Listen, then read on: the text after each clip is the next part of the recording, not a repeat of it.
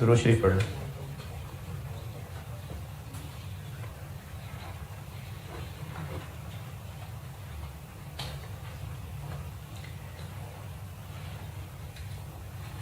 जी cash flow का किया है ट्राई क्वेश्चन के छोड़ बैठे हैं बस हैं। इजी था, अगर उसका वो डिफरेंस इंक्रीज डिक्रीज वाला ट्रिक समझ जाए तो मुश्किल नहीं था, लेकिन जिन्होंने ट्राई किया है मसले हो सकते हैं, या सारी चीज़ें हैं, किसी को कोई मसला नहीं, कोई मसला नहीं। अरे वाह, किया किस किसने है? और कोई किसी को मसला नहीं यार, चलिए ऑनलाइन में होंगे मसले।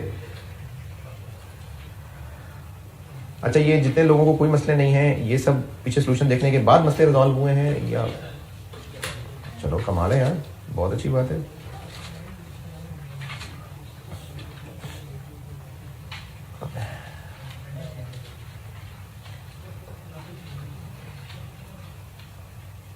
चलिए, जो एक दो मसले मुझे लगता है कि ऑनलाइन अवाम में से होंगे किसी ना किसी को, तो वो मैं बता देता हूँ। इसमें इंक्रीज डिक्रीज के नामों के साथ कैश फ्लो में इंफॉर्मेशन अवेलेबल है। अब जो आप वर्किंग्स करते आए हैं उसमें इस इंक्रीज डिक्रीज को क्या टी अकाउंट की शक्ल में कवर कर सकते हैं? हाँ, कर सकते हैं। उसके लिए आपको मैं जो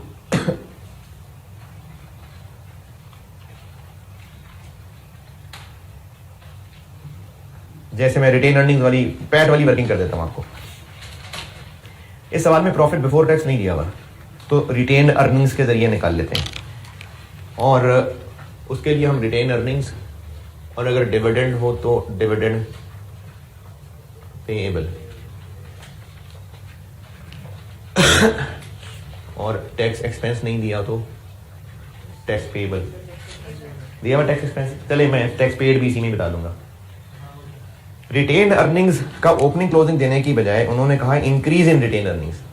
इंक्रीज का मतलब है क्लोजिंग ओपनिंग से ज्यादा है। तो अब आप दो काम कर सकते हैं। क्लोजिंग ओपनिंग से ज्यादा का मतलब है आप इसको क्लोजिंग में लिख लें 13 और इसको 0 कर दें, तो ये हो गया क्लोजिंग ओपनिंग से ज्यादा। और अगर डिक्रीज होता यानी ओपनिंग ज्यादा था तो उसको ओपनिंग में लिख देते, सीडी 0 कर देते। तो ये इस तरह से बीडी सीडी बना सकते हैं आप इस इंक्रीज डिक्रीज को। और अगर ये बीडी 0 अजीब लग रहा है तो कुछ भी ले लें, 10,000 ले लें इसको, चलो तो ये 11 हो जाएगा। 1360 ये ज्यादा है। तो आप इंक्रीज डिक्रीज से अपनी वर्किंग रेगुलर बिल्कुल कर सकते हैं। या तो कोई खुद से एक फिगर अज्यूम करे कि दूसरी को कम ज्यादा कर लें अकॉर्डिंगली। जैसे ये 1360 की इंक्रीज है, आप इसको 10 रख लें तो वो 11,360 हो जाएगा। 5 रख लें चलो तो 6,360 हो जाएगा। 0 रख लें 1,360 हो जाएगा। बीडी सीडी की शक्ल मिल जाएगी आपको। आंसर बदल जाएगा इससे? बिल्कुल नहीं बदलेगा, क्योंकि बैलेंसिंग करने से इनका डिफरेंस 1360 ही रहना है। 1 लाख कर लो चलो, इधर 1 लाख आ जाएगा, उधर 1 लाख 1,360 आ जाएगा। तो इसलिए ये इंक्रीज डिक्रीज को इस तरह की वर्किंग की शक्ल में लाना चाहें तो बिल्कुल ला सकते हैं। इंक्रीज का मतलब है सीडी है, बीडी नहीं है। डिक्रीज का मतलब है कि बीडी था, सीडी नहीं। तो जो जो डिक्रीज लिखी हुई है इसको बीडी की जगह लिख लें, सीडी 0 कर दें। और जहां जहां इंक्रीज लिखी हुई है उसको सीडी की जगह लिख लें, बीडी 0 कर दें। ये ट्रिक थी इसके अंदर बस। और इसी तरह से डिविडेंड पेएबल की इंक्रीज है कितनी? 200। फिर इसके अलावा डिविडेंड पेड दिया हुआ है, पता नहीं किधर, कहां दिया हुआ है? पॉइंट नंबर 4 में डिविडेंड पेड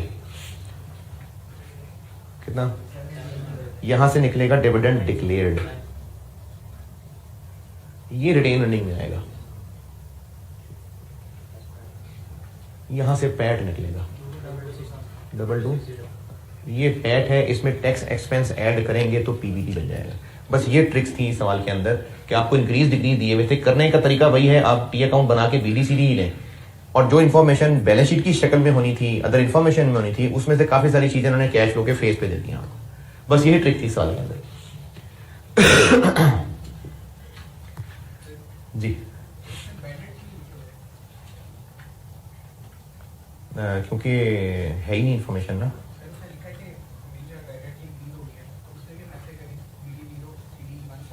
और राइट ऑफ नहीं है, ये कह रहे हैं आप कर लें। फिर बैड डेट ऊपर आएगा और डेटर्स ग्रॉस की इंक्रीज डिक्रीज आएगी। फिर दो तरीके हैं, ऊपर बैड डेट एक्सपेंस दिखाएं, नीचे ग्रॉस डेटर्स की इंक्रीज डिक्रीज दिखाएं, या फिर बैड डेट एक्सपेंस ना दिखाएं और नेट डेटर्स की इंक्रीज डिक्रीज दिखा दें। तो नेट डेटर्स की इंक्रीज डिक्रीज ऑलरेडी दी हुई थी, उसी से काम चल जाएगा। अच्छा, और इसमें जो एक तो मुझे लगता था मसला पीबीटी में होगा वो बता दिया, और इसमें मुझे उम्मीद है मसला होगा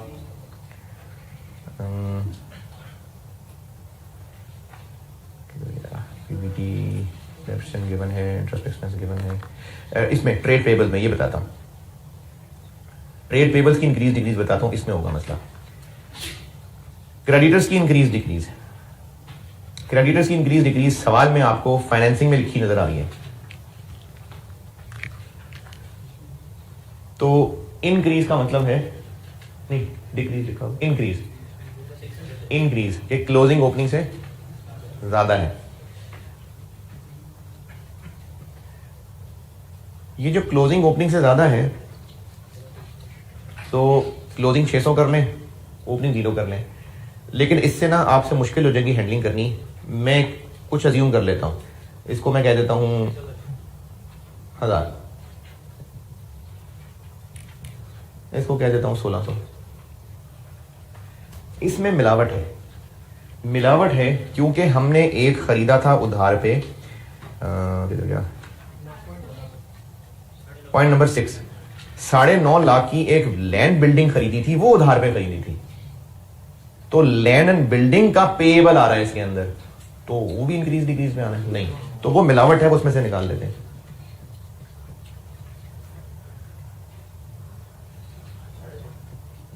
तो ये क्लोजिंग है, ये ओपनिंग है, तो डिक्रीज आ गई, 350 की डिक्रीज आ गई। तो इससे ये क्रेडिटर्स की डिक्रीज बन गई। अच्छा, जिसको लगता है कि ये तो अज्यूम करके काम चलेगा, नहीं बगैर अज्यूम के भी निकाल लेता हूँ। फिगर अज्यूम करके ये डिक्रीज 350 आ गई, फिगर नहीं करता अज्यूम। इंक्रीज का मतलब है क्लोजिंग 600 है और ओपनिंग नहीं। कितनी मिलावट है इसमें, निकाल लेते हैं, नेगेटिव आ गया।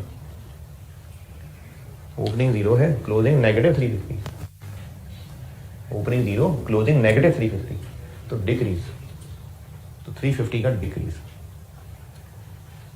और इसके अलावा इसमें मुझे लगता है आपको मसला होना है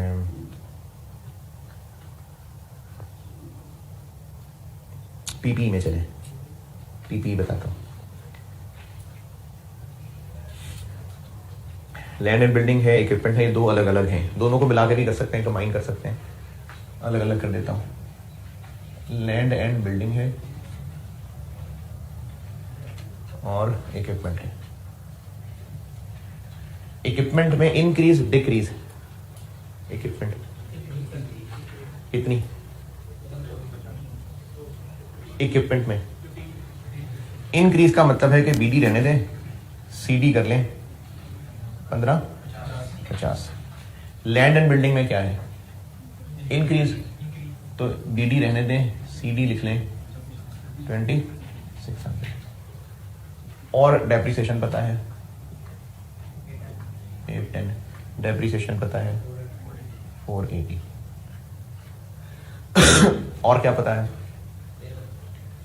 नहीं इसमें से क्या क्या पता है, डिस्पोजल है, इक्विपमेंट है, कितना बुक वैल्यू उसकी 310, ये भी है इसमें डिस्पोजल नहीं।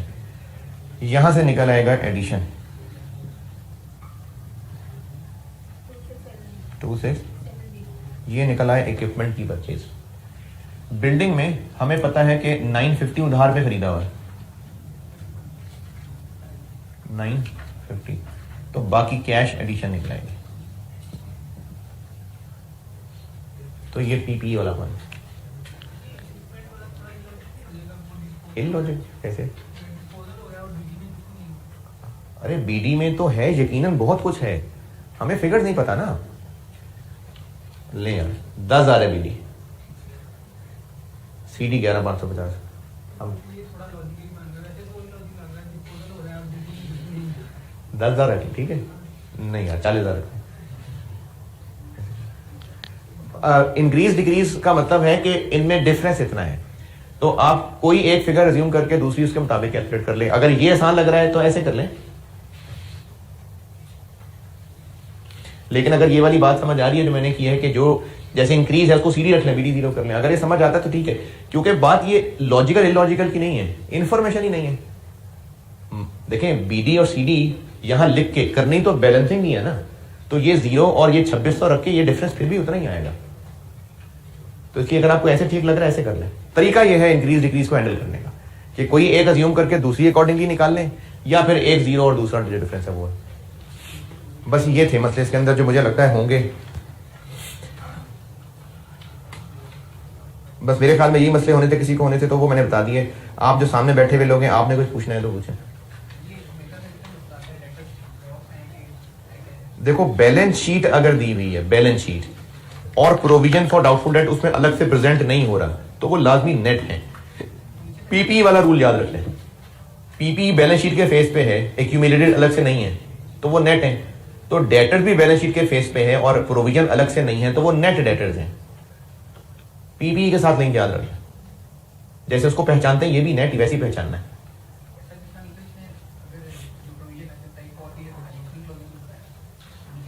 हाँ नहीं, बैलेंस शीट के फेस पे क्या है, बैलेंस शीट के फेस पे डेटर्स है ना, तो बस वो नेट डेटर्स दिए हुए हैं, क्योंकि बैलेंस शीट में एक चीज नहीं है तो यकीनन वो दूसरे में नेट ही हुई हुई है।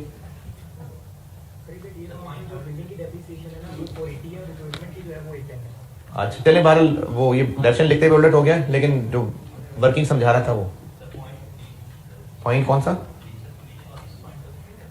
इस पॉइंट का हम जरूर करते, मैं इसको बताता हूं। प्रोविजन इंक्रीज का मतलब है कि आप इसको 0 कह दें और इधर 140 रख लें, तो एक्सपेंस आ जाएगा 140। अब आप डेटर्स वाले पॉइंट को ऐसे भी डील कर सकते हैं कि bad debt expense add back करें ऊपर, और डेटर्स की नेट की बजाय ग्रॉस की इंक्रीज डिक्रीज लें। हाँ हाँ बिल्कुल कर सकते हैं। उसके लिए फिर आपको 140 उस क्लोजिंग में ऐड करना पड़ेगा। और इसमें बोले जल्दी, ठीक है। हाँ भाई कैश फ्लो डन। फिर एक सवाल बस और कर दें, कैश फ्लो के सवालों में एरर मिक्स हो सकते हैं। कैश फ्लो के लिए आपको बैलेंस शीट इनकम स्टेटमेंट दी होगी, हो सकता है कोई एक आधा एरर हुआ हो, तो उसको हैंडल करने का तरीका ये होगा कि कैश फ्लो बनाते हुए सही फिगर दिखनी है। जो एरर है, अब आप साथ रेक्टिफिकेशन ऑफ एरर भी कर रहे हैं, तो जो एरर है वो फिगर ठीक करें, ठीक फिगर लेके कैश फ्लो बनाना है। बस ये याद रख लें कि अगर सवाल में एरर दिए हुए तो आपने फिगर्स ठीक वाली करके फिर कैश फ्लो बताने। जैसे कैश फ्लो का स्टार्टिंग पॉइंट क्या होता है इनडायरेक्ट मेथड में, पीबीटी। तो अगर आपको सवाल में कुछ गलतियां दी हुई हैं तो आप प्रॉफिट को ठीक करें पहले, चाहे ब्रैकेट में चाहे अलग वर्किंग में, उस ठीक वाले प्रॉफिट को कैश फ्लो के ऊपर लिखना है। तो एरर्स हो अगर सवाल के अंदर, तो फिगर्स ठीक करके वो ठीक फिगर से कैश फ्लो बनानी, सिर्फ ये इसमें टेक्निक इन्वॉल्व है। तो उसका एक सवाल कर दें आप, अगर क्वेश्चन 12 क्वेश्चन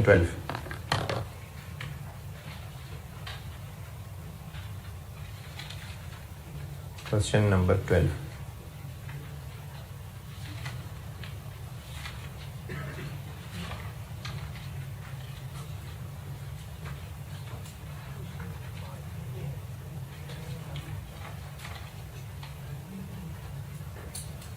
जी क्वेश्चन नंबर 12 कर दीजिएगा। कल एक एरर्स का सवाल क्लास के दौरान कोशिश किया था, और जिसने कर लिया ठीक है शाबाश, नहीं किया तो मैं अभी बोर्ड पे कर देता हूँ डिस्कस। जैसे हो गया ठीक है गुड, नहीं तो मैं अभी डिस्कशन में ले ही आता हूँ। एरर्स में क्वेश्चन नंबर 7 है, करता हूँ डिस्कस।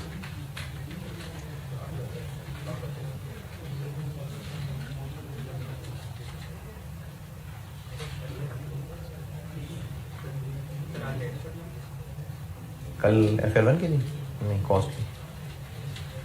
क्वेश्चन नंबर 7 कर रहा हूं डिस्कस जी।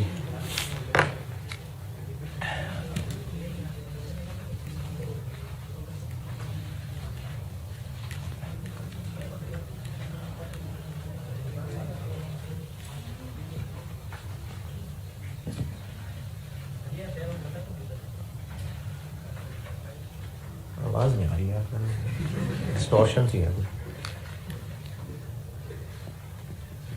पहला एरर, क्वेश्चन 7 एरर 1। ये मैंने जो कल खुद बनाया था सवाल, तो उसमें भी पहला पॉइंट ऐसे ही रखा था। असल में खरीदे थे कंप्यूटर्स, लेकिन उनका खरीदना परचेजेस में डेबिट कर दिया। कंप्यूटर्स डेबिट करने चाहिए थे, परचेजेस डेबिट कर दी। तो कंप्यूटर्स अब डेबिट कर दें और परचेजेस क्रेडिट कर दें। कितने? 240,000। और जी पीपी तो वैसे ओवरऑल प्रॉपर्टी प्लांट इक्विपमेंट है ना। जब आपको अकाउंट का नाम अलग अलग पता है तो वो अकाउंट का नाम ही इस्तेमाल होगा, कंप्यूटर्स, बिल्डिंग, इक्विपमेंट। पीपी तो वैसे कहते हैं उनको। आपके आईडी कार्ड पे इंसान लिखा हुआ है कि आपका नाम लिखा हुआ है? नाम लिखा हुआ है ना, तो वो तो वैसे है इंसान सारे, लेकिन आईडी कार्ड पे तो नाम ही लिखा हुआ है। तो अकाउंट तो ये कंप्यूटर का ही है। सवाल में एरर है और डेप्रिसिएशन की इंफॉर्मेशन भी है। तो अगर कंप्यूटर रिकॉर्ड नहीं किए थे तो डेप्रिसिएशन भी चार्ज नहीं की थी। अब कर लेते हैं। Depreciation debit, accumulated depreciation credit 240, 20%, 20 और डेट बता दी। हम इस वक्त 31 दिसंबर 17 पे खड़े हैं और ये कंप्यूटर खरीदा था 1 सितंबर, यानी 4/12, 16,000। ये एरर नंबर 1।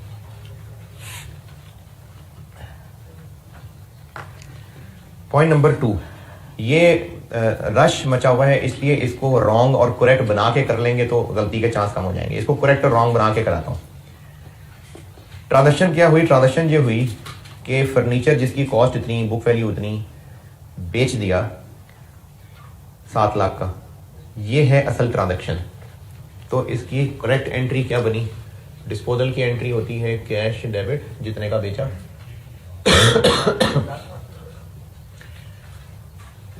उसकी accumulated depreciation debit, asset credit, और प्रॉफिट या लॉस है तो वो आ जाएगा। कॉस्ट क्या थी इसकी? और एक्यूमुलेटेड क्या थी? 530। बुक वैल्यू और उसका डिफरेंस 530। तो इस पे प्रॉफिट है कि लॉस है?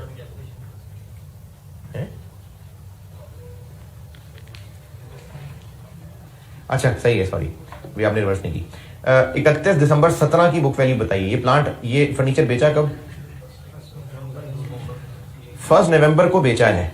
1 नवंबर को बेच दिया था और उस वक्त की एक्यूमुलेटेड यहां होनी चाहिए। तो उस वक्त की एक्यूमुलेटेड कैसे निकलेगी?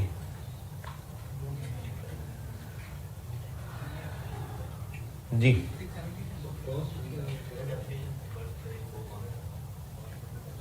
एरर क्या क्या हुआ? एक तो इसका बेचना रिकॉर्ड नहीं हुआ, अकाउंटेंट ने ये पैसे सेल्स मान लिए। दी प्रोसीड्स मतलब पैसे जो मिले वर क्रेडिटेड टू सेल्स। एक एरर तो ये हुआ कि इस फर्नीचर बेचने को अकाउंटेंट ने सेल मान लिया। अच्छा, क्या पता अकाउंटेंट ने सेल्स में क्रेडिट कर दिया हो और फर्नीचर भी प्रॉपर क्रेडिट करके डिस्पोजल वगैरह। लेकिन ये लिखा है कि उसने फर्नीचर को क्रेडिट नहीं किया था। ये तो नहीं लिखा। नहीं नहीं नहीं नहीं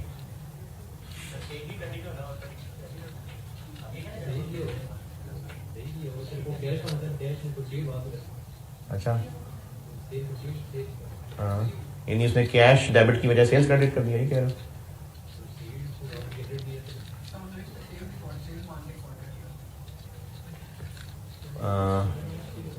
अच्छा, इसमें ना पहले मैं डेप्रिसिएशन की फिगर पे बात नहीं कर रहा, पहले इस ट्रांजैक्शन को समझते हैं कि एरर हुआ क्या होगा। दोबारा समझाता हूं। 12 लाख कॉस्ट का फर्नीचर जिसकी बुक वैल्यू 6,70,000 बताई हुई है, 7 लाख का बेचा। पहले सेंटेंस में तो सिर्फ इसकी कॉस्ट और बुक वैल्यू बताई। दूसरे सेंटेंस में लिखा the proceeds of 7 lakh were credited to sales. मेरा सवाल यह है कि क्या अकाउंटेंट ने फर्नीचर की प्रॉपर डिस्पोजल रिकॉर्ड करनी होगी, फर्नीचर क्रेडिट, एक्यूमुलेटेड डेबिट, और साथ सेल्स भी क्रेडिट करनी होगी, या वो इस फर्नीचर की डिस्पोजल अकाउंटिंग ही नहीं कर सका और बस कैश डेबिट सेल्स क्रेडिट की? फर्नीचर की अकाउंटिंग ही नहीं कर सका और बस कैश डेबिट सेल्स क्रेडिट कर दिया। ये कैसे? एक तो अकाउंटेंट बन के सोचें, फर्नीचर बेच रहा है और सेल्स क्रेडिट कर रहा है, फर्नीचर बेच रहा है सेल्स क्रेडिट कर रहा है, तो इसका मतलब है वो इस चीज के बेचने को सेल्स मान कर रहा हूं। मैंने कहा था अकाउंटेंट बन के एक नॉर्मल चीज सोचना कि एक अकाउंटेंट होता नॉर्मली, अगर वो इस बेचने को सेल मान रहा है, अगर वो सेल्स क्रेडिट कर रहा है, तो ये नहीं हुआ होगा कि उसने कैश डेबिट, फर्नीचर क्रेडिट, यानी प्रॉपर डिस्पोजल की अकाउंटिंग भी रिकॉर्ड कर रहा होगा और सेल्स भी क्रेडिट कर रहा होगा। ये नहीं हुआ होगा। अगर वो सेल्स क्रेडिट कर रहा है तो क्या एरर हुआ होगा? उसने इस ट्रांजैक्शन को सेल्स समझ लिया होगा। जैसे उसने कंप्यूटर खरीदने को परचेजेस समझ लिया था कि चीज खरीद रहे हैं परचेजेस, चीज बेच रहे हैं सेल्स, तो उसने इस ट्रांजैक्शन को सेल्स समझ लिया था, तो उसने कैश डेबिट सेल्स क्रेडिट, बस फर्नीचर की डिस्पोजल नहीं उसने अकाउंट फॉर की। एक तो नॉर्मल अकाउंटेंट बन के सोचें, उससे पता चल रहा है। दूसरा, पहले सेंटेंस की अंग्रेजी में भी ये बात छुपी हुई है। पहले सेंटेंस में लिखा हुआ है कि फर्नीचर जिसकी कॉस्ट 12 लाख है, जिसकी बुक वैल्यू 31 दिसंबर 17 पे इतनी है, हैड ऑलरेडी बीन सोल्ड, यानी 1 नवंबर को वो बेच चुका था फर्नीचर, फिर भी 31 दिसंबर पे उसकी बुक वैल्यू इतनी है। तो इसका मतलब उसने फर्नीचर का बेचना रिकॉर्ड नहीं किया, उसको चलाया जा रहा है, डेप्रिशिएट भी कर दिया है। तो इससे पता चल रहा है कि फर्नीचर की बुक्स में से डिस्पोजल की काउंटिंग नहीं की, डेप्रिशिएट भी करता गया और एरर की एंट्री क्या कर दी? Cash debit sales credit. ये है इस पॉइंट नंबर 2 की कहानी कि फर्नीचर को प्रॉपरली बुक्स में से नहीं निकाला, डेप्रिशिएट भी कर गया और एंट्री क्या की? Cash debit sales credit. जी, प्रोसीड मतलब पैसे का मिलना। कैश कौन सा क्रेडिट करना था? कैश डेबिट करना था। कैश मिला है तो कैश डेबिट होता है, यानी कैश डेबिट करने की बजाय सेल्स क्रेडिट कर दिया, ये कह रहे। तो इसीलिए आपको कहा था कि आपने ना अकाउंटेंट बन के सोचना। अच्छा, कल जो मैंने सवाल 1-2 बना के बताए थे, उनमें एक एरर शायद मैं ये बताया था कि पेमेंट ऑफ, किसी एरर में देखिए मैंने वर्ड पेमेंट लिखा था, पेमेंट ऑफ फलाना वाज डेबिटेड टू, या this paid was debited to. कहीं पेड या पेमेंट का वर्ड यूज किया मैंने? हाँ, क्या बोला मैं? Payment of utility bills was, तो क्या पता कैश क्रेडिट करने की बजाय वहां डेबिट कर दिया है। पेमेंट है ना, payment of electricity bill was debited to electricity cost, तो क्या पता वो जो पेमेंट हुई है कैश की, वो कैश क्रेडिट करने की बजाय उसकी जगह इलेक्ट्रिसिटी कॉस्ट डेबिट कर दी। हो सकता है, अंग्रेजी से तो लग रहा है कि पेमेंट। हाँ, तो प्रोसीड मतलब पैसे मिलना, तो कैश तो डेबिट हो गया होगा, क्रेडिट करते हुए सेल्स कर दिए। प्रोसीड्स मतलब पैसे मिलना, वो पेमेंट पैसे देना, प्रोसीड्स पैसे मिलना, तो कैश डेबिट हो गया है, सेल्स क्रेडिट कर दी उसने। डिस्पोजल की प्रॉपर अकाउंटिंग रिकॉर्ड नहीं की हुई, कैश डेबिट सेल्स क्रेडिट कर लिया है।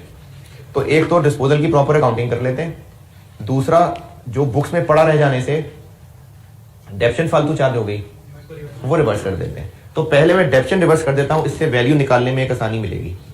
डेप्रिसिएशन कर देते हैं रिवर्स। कितनी कॉस्ट थी इसकी? 12 लाख। Depreciation rate 10%। कितने महीने फालतू चार्ज हो गए? 2। 20,000। अब मैं आपको वो करेक्ट और रॉन्ग बना के देता हूं, अब आसानी होगी। ये 2 महीने की डेप्शन रिवर्स। ओके, करेक्ट ये है कि कैश डेबिट होना चाहिए था, एसेट और उसकी एक्यूमुलेटेड बुक्स में से निकलनी चाहिए थी, और प्रॉफिट लॉस आना चाहिए था। ये मैं आपको करेक्ट और रॉन्ग के तरीके से बता रहा हूं, क्योंकि जिस एंट्री में करेक्ट रॉन्ग बहुत सारे अकाउंट इन्वॉल्व हो रहे हो, तो फिर दिमाग पे ज्यादा बोझ डालने की बजाय करेक्ट रॉन्ग बना के कर लें। एक्यूमुलेटेड कितनी? 12 लाख कॉस्ट है, 670 बुक वैल्यू है, कितनी बनी? लेकिन अभी अभी मैंने 20 को रिवर्स कर दिया ना, तो 510 करेक्ट वाली बना रहा हूं, करेक्ट। 12 और 670 530 बन गया, लेकिन ये तो गलत है। 35 ये ठीक किया 20 अभी, तो सही एक्यूमुलेटेड 5-10 गेन लॉस कितना 10। ये करेक्ट एंट्री होनी चाहिए थी। गेन है, मैं तो सुनी सुनी बात यकीन कर रही। गेन ऑन डिस्पोजल कितना 10,000, ये करेक्ट होना चाहिए था। जबकि रॉन्ग क्या किया, cash debit sales credit 7 lakh. चलिए यहां से रेक्टिफाइंग बनाते हैं जी। एक्यूमुलेटेड रिवर्स कर दी ना, कम कर दी एक्यूमुलेटेड। हाँ तो रिवर्स कर दी ना, एक्यूमुलेटेड को हम कम कर रहे हैं। अच्छा चलो रहने देते हैं। 670 बुक वैल्यू है, दी हुई है, फालतू डेप्शन चार्ज हुई है। सही करने के लिए इसमें ऐड बैक कर दूं या माइनस कर दूं? ऐड बैक, 20 ऐड बैक कर देता हूं। सही बुक वैल्यू 96 थी, ठीक है। 12 लाख में से 96 माइनस करें,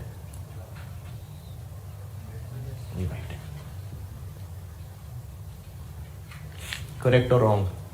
रेक्टिफाइंग क्या बनेगी, कैश डेबिट ठीक है, सेल्स बेकार में क्रेडिट की हुई है, वो डेबिट कर देते हैं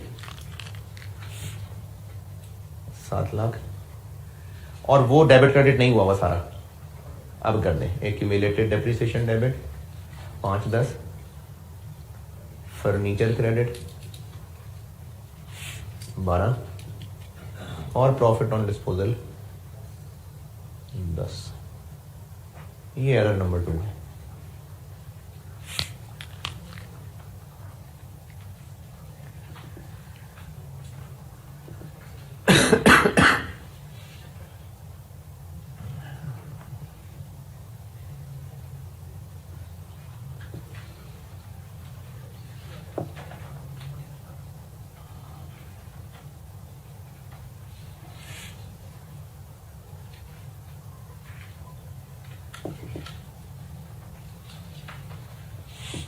एरर नंबर 2, ओके।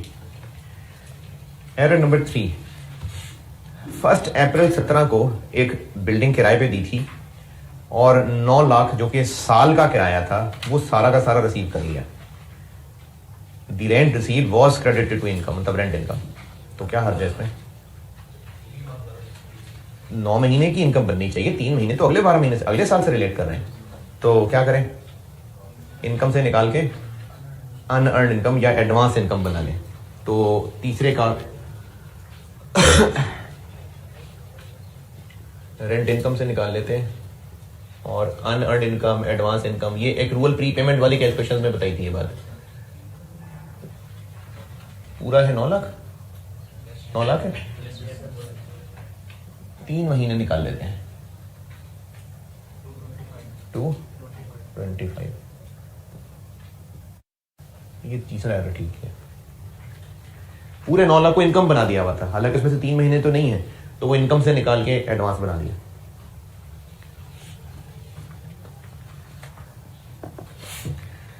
चौथा ट्रेड रिसीवेबल यानी डेटर्स, इसमें 1,80,000 एक ऐसा रिसीवेबल आ रहा है विच इज इररिकवरेबल। पता नहीं क्या बोल दिया मैंने, irrecoverable, but has not been written of.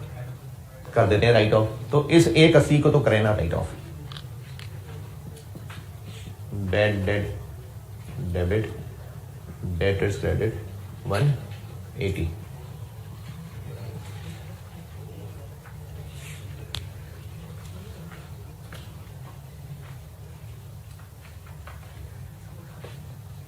Further एक 96,000 रिकवर हुआ था, यानी पैसे मिले थे उस डेटर से जिसको हम कई साल पहले राइट ऑफ मान चुके हुए थे। ये क्या चीज होती है? ये बैड डेट रिकवर्ड होती है। इसकी एंट्री बताई थी कैश डेबिट, और बैड डेट रिकवर्ड नाम की एक इनकम बना ली जाती है। लेकिन अकाउंटेंट ने समझा कि ये तो कस्टमर से पैसे आ रहे हैं, तो उसने वही एंट्री कर ली जो डेटर से पैसे मिलने की एंट्री होती है। क्या एंट्री होती है? Cash debit. और तो ये उसने क्या किया, was credited to trade receivables, यानी बैड डेट रिकवर्ड मिला था, उसने समझा डेटर से पैसे मिले, तो कैश डेबिट और डेटर क्रेडिट कर दिया उसने जी। होना क्या चाहिए था, कैश डेबिट और बैड डेट रिकवर्ड क्रेडिट, तो फालतू में डेटर क्रेडिट कर बैठा है वो, तो डेटर वापस डेबिट और बैड डेट रिकवर्ड क्रेडिट कितने 96।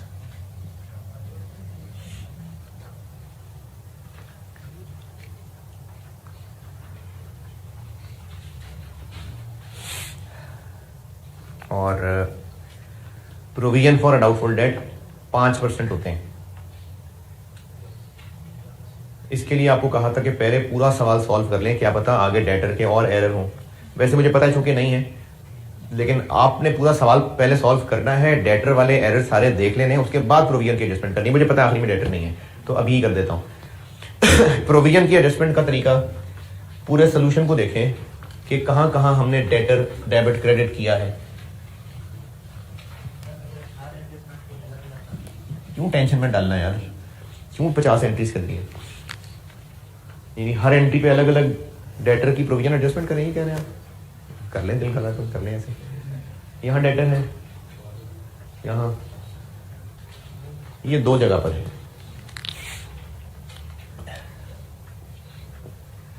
इधर हमने डेटर को कम किया है 180, क्रेडिट किया है ना, कम किया है। इधर हमने बढ़ाया है 96।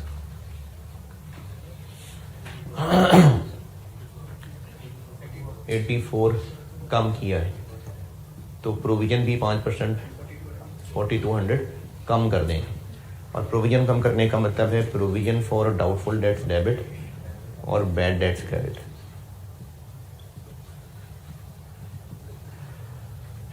$4200।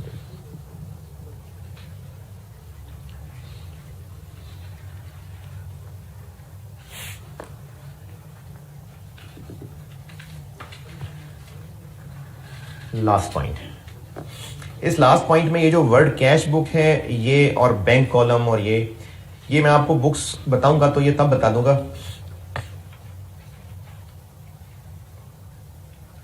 अभी आपको मैं ट्रांजैक्शन और उसका एरर समझाता हूं।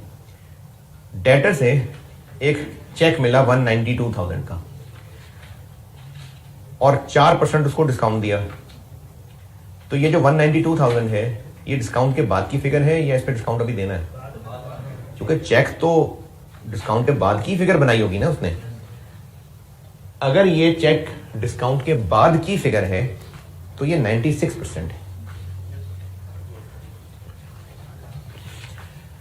4% डिस्काउंट मिला तो उसने चेक बनाया। अब अगर ये 96% है तो ग्रॉस कितना होगा?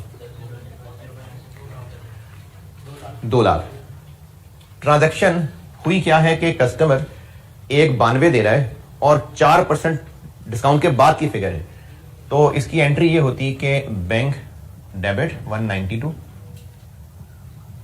डिस्काउंट अलाउड डेबिट ये भी ठीक है, सेल्स डेबिट ये भी ठीक है, डिस्काउंट अलाउड लिख दें स्लैश सेल्स लिख दें, सिर्फ डिस्काउंट अलाउड लिख दें वो भी ठीक है। कितना? 8,000 और 2 लाख। ये जो कैश बुक का वर्ड है ये भी बुक्स आपको रिवाइज नहीं कराई, कैश बुक का वर्ड रहने देते हैं। ट्रांजैक्शन समझा रहा हूं कि ट्रांजैक्शन क्या हुई। 192 का चेक दिया बैंक डेबिट, ये 4% डिस्काउंट के बाद था तो ये 96% था। टोटल अमाउंट 2 लाख आती है। फिर 2 लाख कैसे? 192 96% है, ग्रॉस करेंगे तो 2 लाख डिस्काउंट, 8,000 डिस्काउंट दिया होगा। अब हुआ क्या? हुआ ये कि उसने यहां लिख दिया 192 और यहां लिख दिया 8।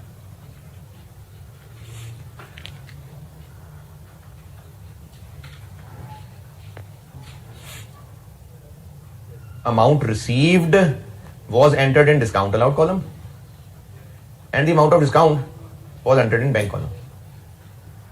तो जो डिस्काउंट की अमाउंट थी वो उसने बैंक में लिख दी और जो बैंक की अमाउंट थी वो उसने डिस्काउंट में लिख दी। तो डेटर ठीक है, क्या ठीक करें इसको?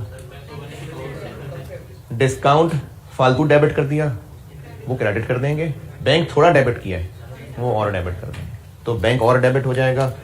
पॉइंट नंबर 5, बैंक और डेबिट हो जाएगा, डिस्काउंट अलाउड क्रेडिट हो जाएगा 184। ये लास्ट एरर।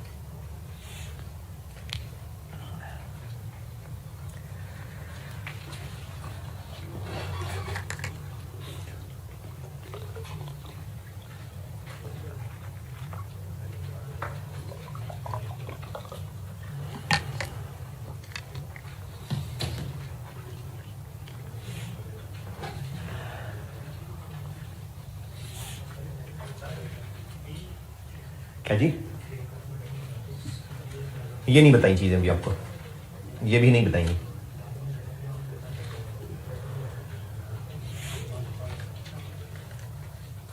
बताइए इसमें और मसला कुछ है? ओके।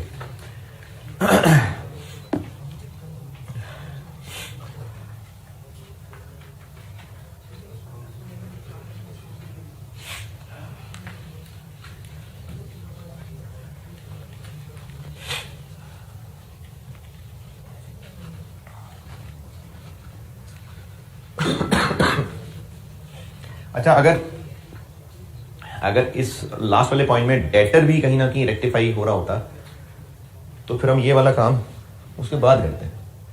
इसलिए कहा था आपको कि सोल्यूशन के एंड पे करना है।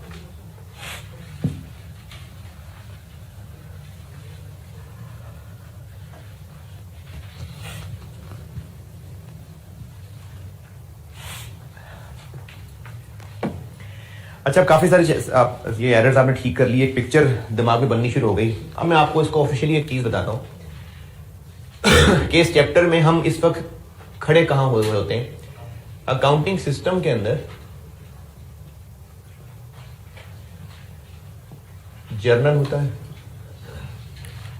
जो कि बुक्स हैं जिनमें रिकॉर्डिंग हो रही है। ये होता है जर्नल। जर्नल वो बुक्स हैं जिसमें रिकॉर्डिंग हो रही है। फिर यहां से आगे जो जो रिकॉर्ड हुआ होता है वो कहां जाता है? टी अकाउंट्स में। टी अकाउंट जिस रजिस्टर में बने होते हैं उसको लेजर कहते हैं। ये बिल्कुल बेसिक लेक्चर में बताई थी बात। ये काम पूरा साल होता रहता है, ये काम थ्रू आउट द ईयर चलता रहता है। रिकॉर्डिंग होती रहती है, पोस्टिंग होती रहती है। फिर यहां से आगे ईयर एंड आ जाता है तो ट्रायल बैलेंस बन जाता है। ये ईयर एंड पे बनता है। कैसे बनता है?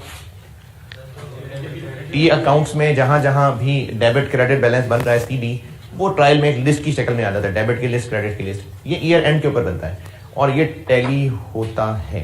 डेबिट और क्रेडिट साइड का टोटल बराबर होता है।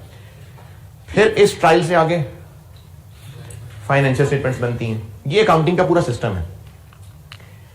जब ट्रायल बैलेंस बन जाता है ईयर एंड पे, तो इस वक्त फाइनेंशियल स्टेटमेंट्स बनाने की तैयारी शुरू होती है।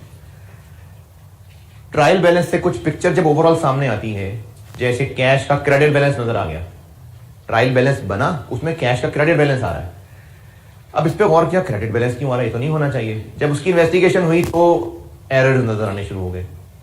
इसी तरह से बैंक का बैलेंस जब बैंक वालों से पता किया, उन्होंने कहा आपके बैंक में इतने पैसे पड़े हैं, जबकि हमारी बुक में नजर आ रहा है कि बैंक में इतने पैसे हैं। इन्वेस्टिगेट किया, एरर्स पता लगने शुरू हो गए।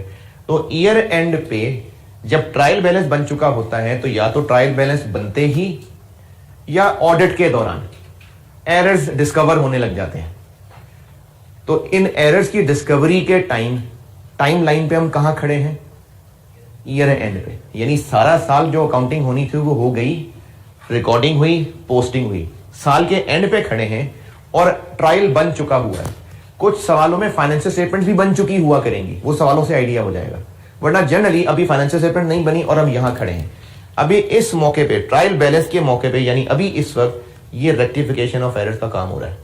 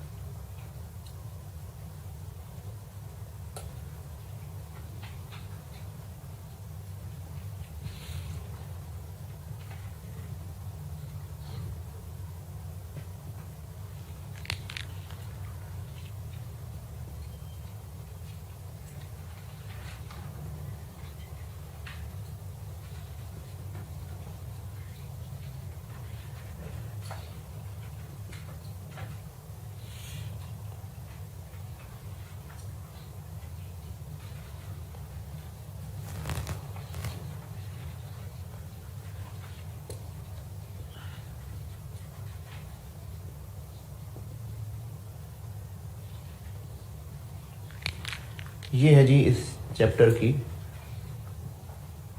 टाइमलाइन पे मौजूदगी कि सारा साल अकाउंटिंग होती रही, पोस्टिंग होती रही, ट्रायल बैलेंस बन गया। अब ईयर एंड पे जो एरर्स डिस्कवर्ड हो रहे हैं उनकी रेक्टिफिकेशन कर रहे हैं हम इस चैप्टर के अंदर। वो एरर्स जो ईयर एंड पे पता चल रहे हैं जनरली प्रिपेयरिंग फाइनेंशियल स्टेटमेंट से पहले ही पता चल जाते हैं, लेकिन सवाल में हो सकता है आपको कहा हो कि फाइनेंशियल स्टेटमेंट बना ली थी, ये प्रॉफिट निकल आया था, अब इन एरर्स का पता चला, सही प्रॉफिट बता दें। इस शक्ल का भी हो सकता है सवाल। तो हम इस चैप्टर में यहां खड़े हुए हैं कि ट्रायल बन चुका हुआ है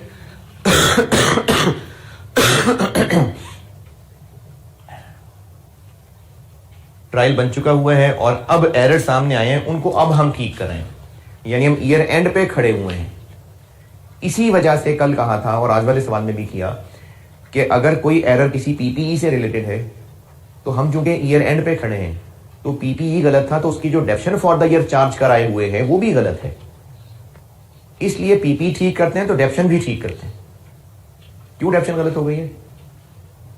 क्योंकि जब खड़े हम ईयर एंड पे हैं, गलतियां पता ही ईयर एंड पे लग रही हैं, तो डेप्शन भी तो चार्ज कराए हुए हैं ना। तो इसलिए कहा था कि जब भी कोई पीपीई का एरर होगा तो साथ डेप्रिसिएशन भी हमें ठीक करनी पड़ेगी।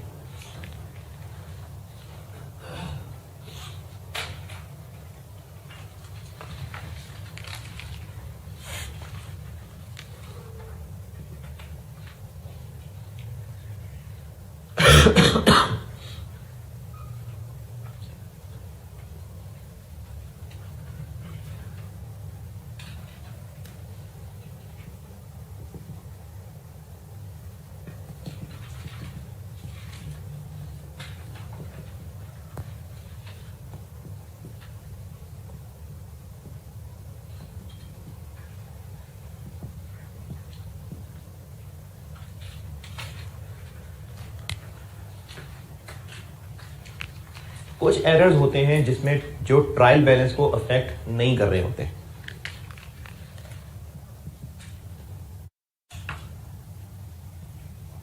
फॉर एग्जाम्पल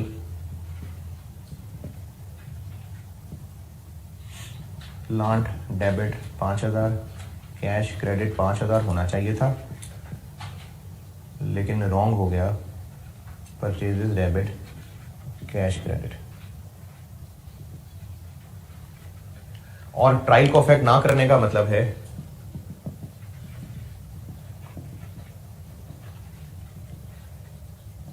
ये मतलब है कि ट्रायल की total debit side, total credit side, total बराबर आ रहा होगा, तो ट्रायल इफेक्ट नहीं हुआ। क्यों इफेक्ट नहीं हुआ? क्योंकि 5000 डेबिट करना था, डेबिट ही किया है। प्लान करना था, परचेजेस कर दी, लेकिन चलो किया तो डेबिट ही है ना, तो ट्रायल इससे इफेक्ट नहीं हुआ। कुछ वो एरर्स होते हैं और कुछ वो एरर्स होते हैं जिससे ट्रायल इफेक्ट हो जाता है। ट्रायल इफेक्ट होने का मतलब है ये इसकी मिसाल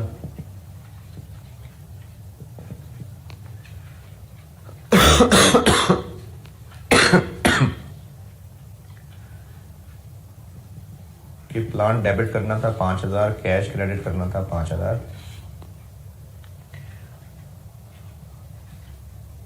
और रॉन्ग ये हुआ कि प्लांट के अकाउंट में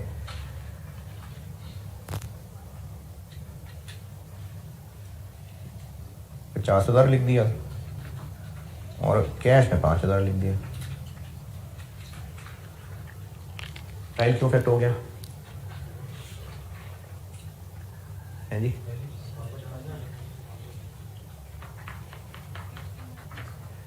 डेबिट 50, क्रेडिट 5 चला गया, तो ट्रायल आउट हो गया।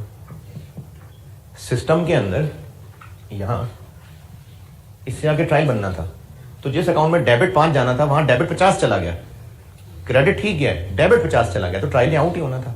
तो इसको कहते हैं कि ये एरर्स ट्रायल को अफेक्ट कर रहे हैं।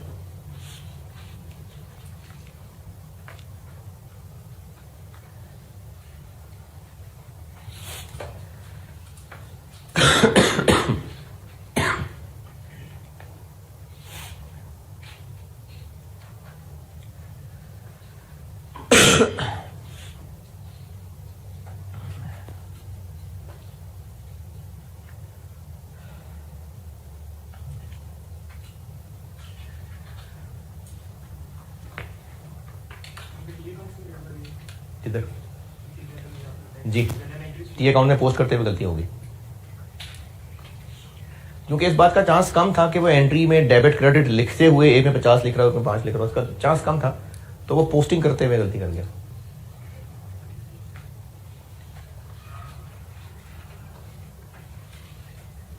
ये नोटेड। अच्छा, अब इसको नोट करने के बाद एक बात ये लिखें कि अभी तक जो 2-3 दिन से हम लोग एरर्स की करेक्शन कर रहे थे वो ये वाले कर रहे थे।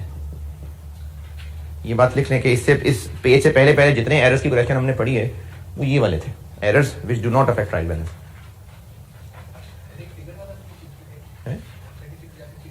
नहीं, टोटल डेबिट टोटल क्रेडिट बराबर है, दोनों में ही 3600 की बजाय 6300 लिख दिया था, टोटल ट्रायल टैली रहा। तो अभी से जस्ट पहले तक जो हम कर रहे थे वो हम ये वाले एरर्स ठीक कर रहे थे, that do not affect trial balance.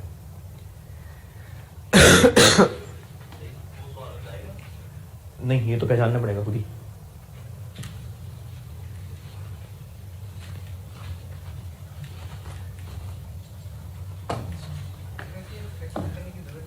हाँ जी, वो भी बताने लगूंगा। अब हम करते हैं वो एरर्स ठीक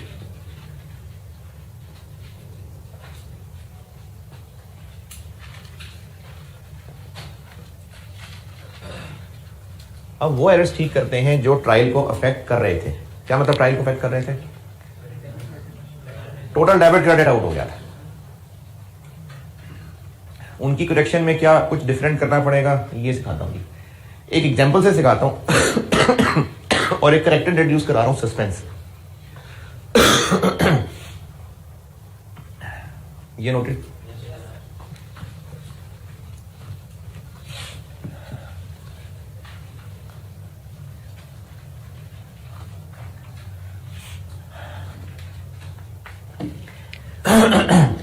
एक एग्जाम्पल से सारी कहानी समझा रहा हूं मैं इसकी।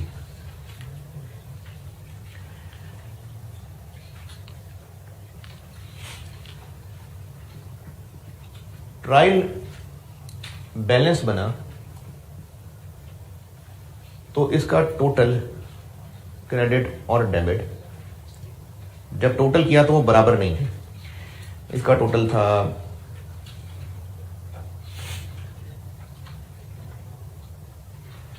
और इसका टोटल था 267000।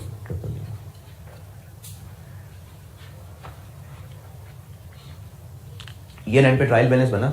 एक एग्जांपल से ना मैं आपको पूरी ये सस्पेंस की कहानी सुना रहा हूं, सस्पेंस का कैरेक्टर इंट्रोड्यूस करा रहा हूं।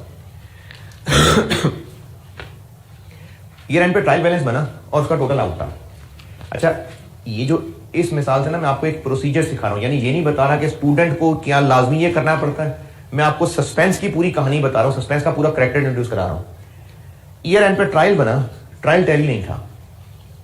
कितना फर्क है?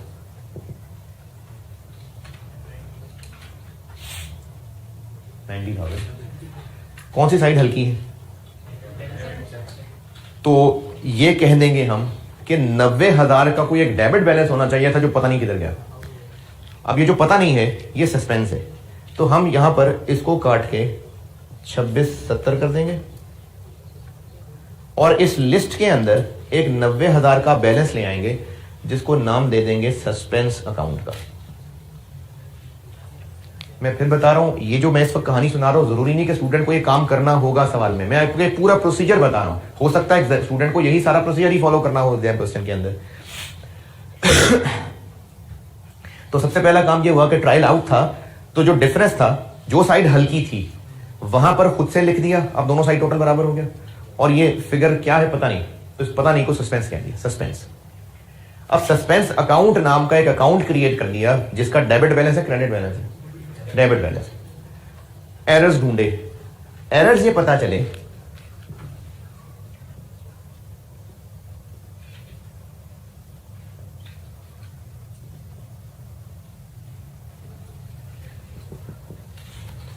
एक एरर ये पता चला कि परचेज ऑफ मशीन, बल्कि नहीं, goods for 20,000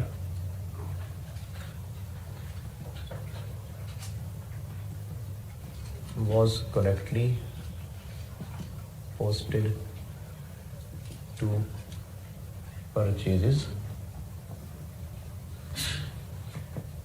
but credit to creditor's account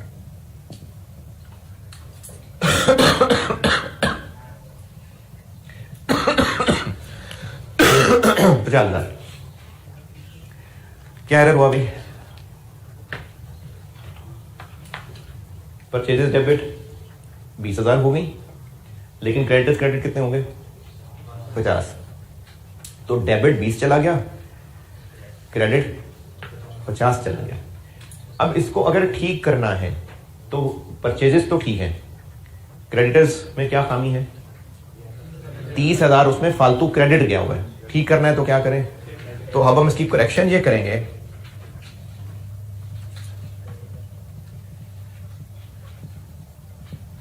कि क्रेडिटर को डेबिट कर देंगे 30,000 से। ये ट्रायल को इफेक्ट करने वाला एरर क्यों था? क्योंकि पता चल रहा है कि डेबिट पे 20 गया हुआ है, क्रेडिट पे 50 गया हुआ है, तो 30,000 का असर पड़ा हुआ था। इस रेक्टिफाइंग एंट्री के अंदर डेबिट कर दिया तो डेबिट क्रेडिट पूरा करेंगे तो एंट्री पूरी होगी। तो अब इस एंट्री पूरी करने के लिए हम एक खुद से क्रेडिट करेंगे और ये वो जो सस्पेंस चल रहा था ना वो अब रिजॉल्व होना शुरू हो गया। सस्पेंस क्रेडिट कर देंगे 30,000।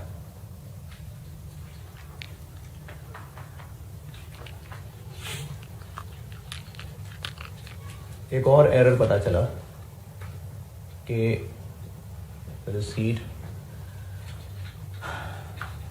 Of 25,000 from debtor was posted to debtors account as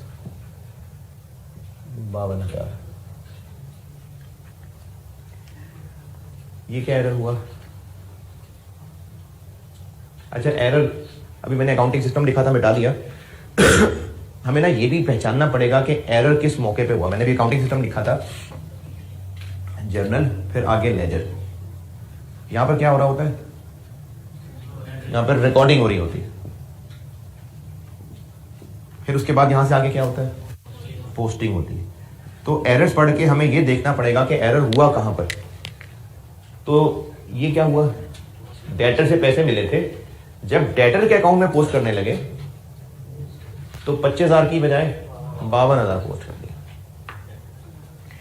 cash ठीक ही किया होगा कि कैश का जिक्र नहीं है, वो ठीक किया होगा। डेटर अकाउंट में पोस्ट करते हुए कल मैं आपको जो एरर इस तरह के लिखा रहा था ना, मैंने उसमें ये लिखवाया होता था कि this transaction was recorded in books as 3600 की बजाय 6300।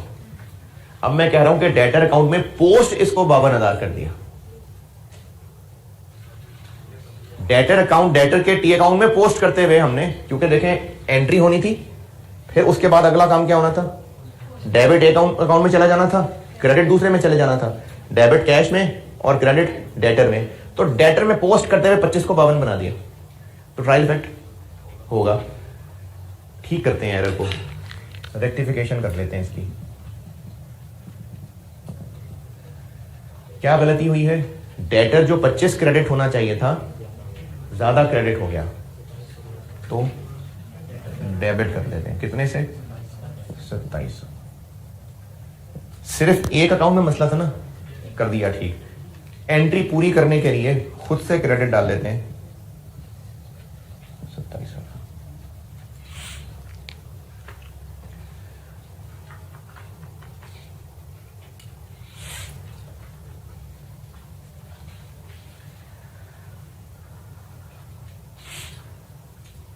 जी जी, अच्छा मैं ना पूरा कर लूँ, वो बात बीच में रह जानी है।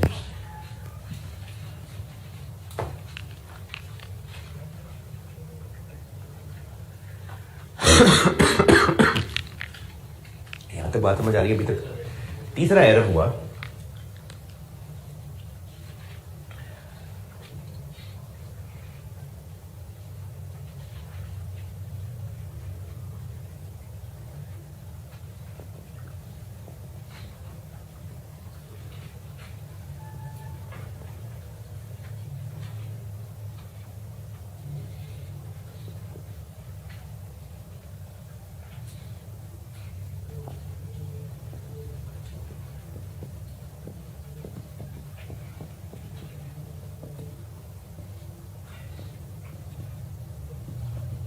ये क्या एरर हुआ जी? सेल्स थी 20,000 की, डेटेड डेबिट सेल्स क्रेडिट। तो जब उसको पोस्ट करने लगे तो सेल्स अकाउंट में पोस्ट करने की बजाय गलती से सेल रिटर्न्स अकाउंट में, वो पेजेस पलट रहा था तो वो सेल रिटर्न्स अकाउंट में पोस्ट कर दी। ट्रायल आउट हुआ कि नहीं? नहीं हुआ। नहीं हुआ कैसे? क्योंकि आपको कहा था कि अगर किस अकाउंट में डेबिट साइड पे लिखा कि क्रेडिट साइड पे लिखा, देखिए हुआ क्या होगा कि लेजर जो होता है ना वो एक रजिस्टर होता है। अब होता क्या है कि ये टी अकाउंट है, ये डेबिट साइड, ये क्रेडिट साइड, ये एक और टी अकाउंट है, डेबिट साइड क्रेडिट साइड, ये सारे टी अकाउंट्स हैं। अब वो पेजेस पलट रहा होगा, उसने सेल्स का अकाउंट खोलना था, 2 पेजेस ज्यादा पलटे गए, सेल रिटर्न खुल गया। इस अकाउंट में जब उसने चीज लिखी होगी सेल रिटर्न अकाउंट, तो बाकी सारी चीजें डेबिट पे लिखी नजर आ रही होंगी, तो उसने डेबिट पे ही लिख दिया होगा। जिस अकाउंट में पोस्ट किया और डेबिट किया कि क्रेडिट नहीं बताया, तो जो उस अकाउंट का नॉर्मल साइड है वही किया होगा पोस्ट। तो एरर क्या हुआ कि सेल्स अकाउंट में पोस्ट करनी थी चीज, सेल रिटर्न में पोस्ट कराया। सेल्स में पोस्ट करता तो सेल में क्रेडिट पे पोस्ट करता, सेल रिटर्न में पोस्ट कराया तो डेबिट पे पोस्ट कराया होगा। तो इसकी करेक्शन ये होगी कि एक तो सेल्स नहीं रिकॉर्ड की, अब कर लें,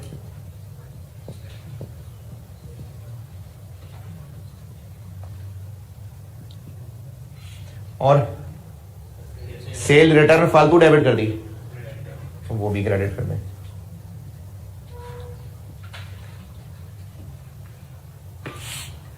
बस गलती यही थी। रेक्टिफाइंग एंट्री भी चूंकि एक एंट्री है तो उसको भी करना तो टैली है। क्या खाली जगह है? डेबिट खाली है ना, डेबिट कर देंगे सस्पेंस 40,000। बस एक लास्ट और करूंगा फिर मैं आपको कंप्लीट कर देता हूं। इन तीनों एंट्री से जो बात सिखाई है दोबारा सुने, वो एरर्स जिनमें डेबिट क्रेडिट में से दोनों जगह बराबर इफेक्ट नहीं किया होगा, ट्रायल आउट हो रहा होगा, तो उसकी रेक्टिफिकेशन एंट्री बनाएं। जो जो लग रहा है ठीक करने का वो बना दें। जैसे मुझे यहां डेबिट करना था, डेबिट करना था, क्रेडिट करना था, कर दिया, एंट्री पूरी करनी है। जो खाली जगह है उसको पूरा करके सस्पेंस लेंगे। अच्छा, ये स्टूडेंट के लिए नहीं है कि वो रेक्टिफाइंग एंट्री बना रहा था तो उसने डेबिट लिख दिया था, उसको क्रेडिट समझ नहीं आ रहा था तो उसने क्रेडिट सस्पेंस लिख दिया। ये उसके लिए सस्पेंस नहीं है। ये असली वाला सस्पेंस क्या होता है मैं वो बता रहा हूं कि ट्रायल आउट हुआ था, अकाउंटेंट को भी समझ नहीं आ रहा था ट्रायल आउट क्यों हुआ, उसने सस्पेंस नाम का एक अकाउंट इंट्रोड्यूस कराया, फिर एरर्स ढूंढे, फिर उन एरर्स में वो एरर्स नजर आए जिन्होंने ट्रायल को अफेक्ट कर दिया है। जब वो एरर्स ही ट्रायल को अफेक्ट करने वाले लंगड़े एरर्स थे तो उनकी जब करेक्शन बनाएंगे तो वो भी डेबिट क्रेडिट में लंगड़ी ही होगी। देखें, अगर एरर ये हुआ था कि डेबिट रिकॉर्ड हो गया था, क्रेडिट रिकॉर्ड होने से रह गया था, तो अब उसकी रेक्टिफिकेशन भी ये होगी कि क्रेडिट रिकॉर्ड कर लेंगे, तो रेक्टिफाइंग एंट्री भी टूटी फूटी होगी। अब उसको पूरा करने के लिए सस्पेंस डालना पड़ेगा। और बस लास्ट एरर ये 30, 127, 57,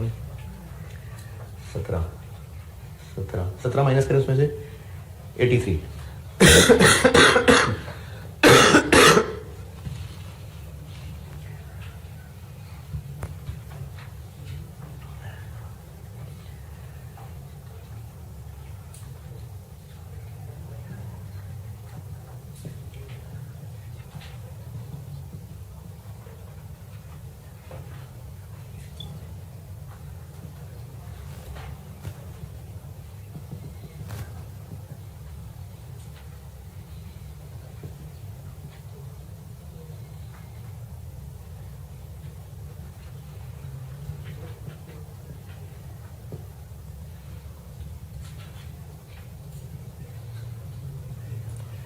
$83,000 की एक पेमेंट हुई, क्रेडिटर के अकाउंट में पोस्ट करना था, भूल गए। 83,000 की एक पेमेंट हुई क्रेडिटर को, क्रेडिटर डेबिट कैश क्रेडिट, तो क्रेडिटर के अकाउंट में पोस्ट करना भूल गए। आप कर देते हैं, क्या करें? क्रेडिटर में पेमेंट पोस्ट करना भूल गए, क्रेडिटर डेबिट क्रेडिट, अब कर देते हैं ना, डेबिट क्रेडिट, क्रेडिटर्स डेबिट। बस यही गलती थी, ठीक कर ली, लेकिन ये टूटी फूटी एंट्री, तो क्रेडिट सस्पेंस। अकाउंटेंट ने पूरी इन्वेस्टिगेशन की और बस ये 4 एरर निकले। चूंकि एरर सारे ठीक हो गए तो सस्पेंस रिजॉल्व हो जाना चाहिए, ठीक है। अच्छा, वो आवाज जो है ना मिस हो गई थी, मैं दोबारा बताता हूँ। जो एरर्स अकाउंटेंट को पता चले सब ठीक कर लिए, अब मसले रिजॉल्व हो जाने चाहिए, चेक करते हैं। जब ये सारा मसला शुरू हुआ था तो उसको डील करने के लिए एक सस्पेंस अकाउंट इंट्रोड्यूस कराया गया था। यहां लिखने का मतलब है उसका एक डेबिट बैलेंस है। अब सस्पेंस अकाउंट स्टार्टिंग पॉइंट क्या है? डेबिट बैलेंस ऑफ 90,000, उसको लिखा बीडी। जो जो रेक्टिफाइंग एंट्रीज की उनको पोस्ट करते हैं। पहले में सस्पेंस क्रेडिट हो रहा है 30,000, दूसरे में फिर क्रेडिट हो रहा है, चौथे में तीसरे में सस्पेंस डेबिट हो रहा है 40,000, फिर क्रेडिट हो रहा है 83, बैलेंस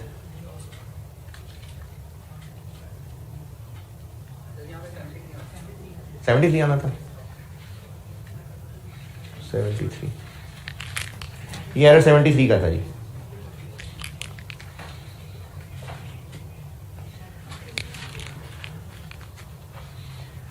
जी बैलेंस